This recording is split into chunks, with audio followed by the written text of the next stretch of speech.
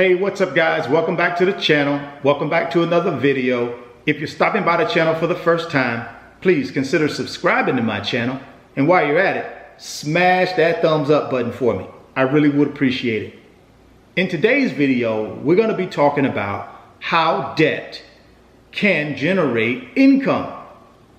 But before we do that, let me walk you through the 6 words that make up financial literacy.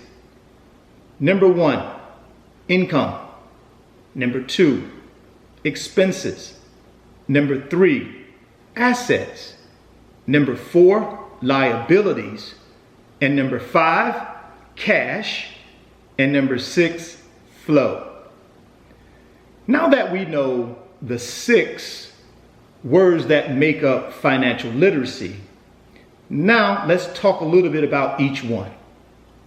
Income is simply money that's coming in. Expenses are money that's going out. Assets are anything that you deem has value to it. Could be real estate, could be stocks, bonds, mutual funds, could be a car, could be jewelry. Those are assets. Liabilities are anything that you owe someone. A car loan, it could be student loans, it could be credit card debt. So anything that you owe. So what is cash flow?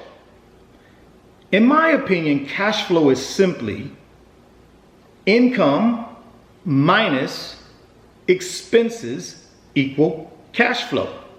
It's the money that's left over. Now that we have a basic understanding of the 6 words that make up financial literacy, let's talk about debt. So in my opinion, you got 2 types of debt. You got good debt and you got bad debt. So how do you know which is which? In my opinion, if you have cash coming in from debt, then that's good debt. If you have cash going out on debt, that's bad debt. Let me give you an example. I have a rental property and I'm getting rental income for that property. And my rental income is more than my expenses. So therefore, I have positive cash flow. So in my opinion, that's good debt because that's putting money in my pocket, right? That's putting cash flow in my pocket. Let me give you an example of bad debt. Credit card debt that you took out in order to buy something that does not put money in your pocket. It actually takes money out of your pocket. That's bad debt. So good debt and bad debt has everything to do with cash flow. Let me ask you this. Say you take out $30,000 on a credit card at a 0 interest rate or a very low transactional rate, let's say for 18 months.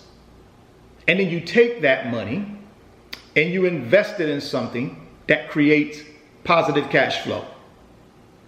What is that? Good debt or bad debt? In my opinion, it would be good debt. And the reason I say it's good debt is because it's putting money in my pocket. Some other things that are typically considered bad debt would be student loans, would be car loans, would be, believe it or not, your home. Why? Because typically these things take money out of your pocket. They typically don't put money in your pocket. But I will tell you, there are a lot of people who buy cars and those cars generate cash flow. So in that case, a car loan would actually be good debt. Why? Because it generates positive cash flow. Back to what I said earlier. The only difference between good debt and bad debt is the cash flow that it creates. So let's talk a little bit about how you can take debt and turn it into income. Back to an example I used earlier when it comes to real estate. The way I turn debt into income, I bought real estate, single family homes, and I put a tenant in that home. The tenant paid me rental income greater than my expenses. And when I talk about expenses, I'm talking about the normal expenses associated with real estate, property taxes, insurance, repair and maintenance, but it also paid for the debt. And the net result was positive cash flow. So that's how I took a piece of real estate that I had to go to a bank and get a loan for, which created debt. But I took that debt and I generated positive cash flow. That, in my opinion, guys, is good debt. If I would have bought a piece of real estate and I couldn't find a tenant to put in that piece of real estate, and I wasn't generating any rental income, or I was generating rental income that was less than my expenses, that would have produced a negative cash flow. And in that situation, it would be considered bad debt. Once again, good debt is cash flow coming in your pocket. Bad debt is cash flow leaving your pocket, right? So those are the things that I want you to think about as you think about leverage and as you think about taking on debt in order to build your net worth. I'm not one of these people who believe all debt is bad. I know there are some people out there that do believe that. I actually believe if you leverage debt correctly, it can grow your wealth. I'm a living example of that. I've done it for the last 25 years. I leverage credit card debt. I leverage real estate debt. I leverage unsecured debt. Any type of debt that I can leverage to create positive cash flow is good debt in my opinion. Now again, I'm not advocating you go out and create a bunch of debt. You really need to understand leverage. You also need to have cash reserves. So if you get into trouble with debt, you're able to get yourself out of that trouble. So you got to do it responsibly.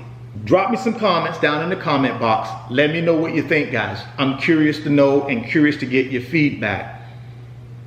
And what do you think about the concept of good debt and bad debt? Where are you at in that situation? Are you leveraging debt in order to create wealth for yourself, to create cash flow?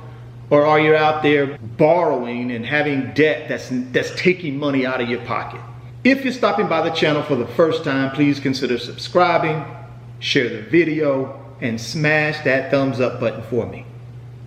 Thoughts become things. If you can see it in your mind, you can hold it in your hands. You guys keep chasing your greatness. Never stop believing in yourself. And I'll catch you on the next video. Peace. If you want 2 free stocks, click on that link in the description box of the video, and Webull is going to give you 2 free stocks when you open a new Webull brokerage account. Deposit $5 in that brokerage account. They're going to give you 2 free stocks valued up to $2,300. You also qualify for fractional share trading. Today's video is sponsored by my company, RF Financial Consulting. And in my company, I work with individuals just like you through financial mentoring and coaching sessions. And in those 1-hour sessions, we talk about strategies to help you get to your financial freedom, whether it be through real estate investing, stock market investing, creating additional streams of income, credit card arbitrage, or starting and growing a business. If that's something that you might be interested in, there's an email address in the description box of the video. Send me an email and let's discuss if I'm the right fit for you.